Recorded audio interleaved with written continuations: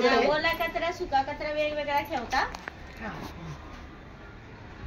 ओल्या कचऱ्यामध्ये ना शिळे अन्न, कुचकी फळं, पालेभाज्यांची देठं, अंड्याची टरफल, मांस, मासे, हाडे, नारळाच्या करवंट्या, केसाची गुंतावळ, चहा पावडर हे ओल्या कचऱ्यात टाकायचं.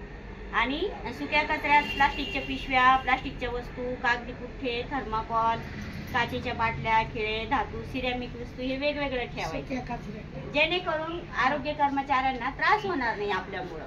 ते पण त्रास होतो. शिळ्या भाकरी आमच्या इथून तिथून गायला जाते, डब्यामध्ये अजिबात नसते. आणि ते आपल्यासाठी आहे. ते आपल्याला जर ते हे झालं, खराब झालं, डास मच्छर होतात, त्याचा आपल्याला डेंग्यू, मलेरिया याची साथ चालू आहे. आपल्याला ताप जर आला तर कोणी अंगावर काढू नका, लगेच दवाखान्यात जा. पुढच्या स्टेप वाढण्यापेक्षा लवकर इलाज करा.